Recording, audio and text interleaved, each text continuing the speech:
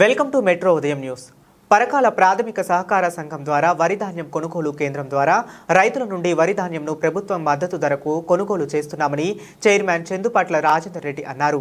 ఆయన మాట్లాడుతూ రైతులు తమ పంటలను ప్రభుత్వ రంగ సంస్థల ద్వారా అమ్ముకుని గిట్టుబాటు ధరను పొందే విధంగా రైతులను అండగా ఉందని అన్నారు. ఈసారి ప్రభుత్వం మద్దతు ధరతో పాటు 500 బోనస్ కూడా చెల్లిస్తుందని తెలిపారు. ఈ కార్యక్రమంలో సీఈఓ నాగరాజు రైతులు పాల్గొన్నారు.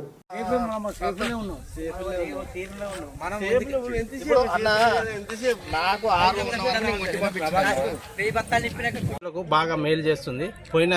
పోగానే 1 డేలా డబ్బులు పడుతున్నాయి అకౌంట్లలో, ఎలాంటి జోక్యం లేకుండా బాగానే జరుగుతుంది. Parakala PSS president Parakala. రైతులకు ఎలాంటి అసౌకర్యం కలగకుండా కాంటా కానీ, డిస్ట్రిబ్యూట్ కానీ, ట్రాన్స్పోర్ట్ కానీ, మరియు పేమెంట్ విషయంలో కూడా ఎలాంటి జోక్యం లేకుండా అన్ని టైంకు చేస్తున్నాం. బాగానే ఉంది. అది మన బోనస్ 500 కూడా వేస్తున్నారు ఇమీడియట్లీ. రైతులు కూడా అందరు వస్తున్నారు. వాళ్ళకందరికీ మేము కూడా సహకరిస్తున్నాం. ఇప్పటి వరకు పోయిన వాటికి అందరికీ కూడా డబ్బులు గవర్నమెంట్ చెల్లించడం జరిగినది.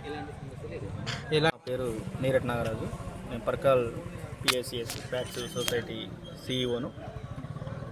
మా పిఎస్సిఎస్ సంఘం తరఫున 4 సెంటర్లు, 4 కొనుగోలు ప్యాడీ సెంటర్లు ఓపెనింగ్ చేయడం జరిగింది.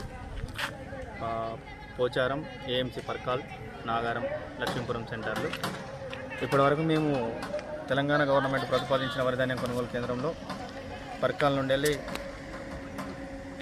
32,000 బ్యాగ్స్ కొనడం జరిగింది. అంటే 12,000 క్వింటాలు కొని పంపించడం జరిగింది. దీనికి ఏ గ్రేడ్కు 2,320 రూపాయలు, బోనస్ 500.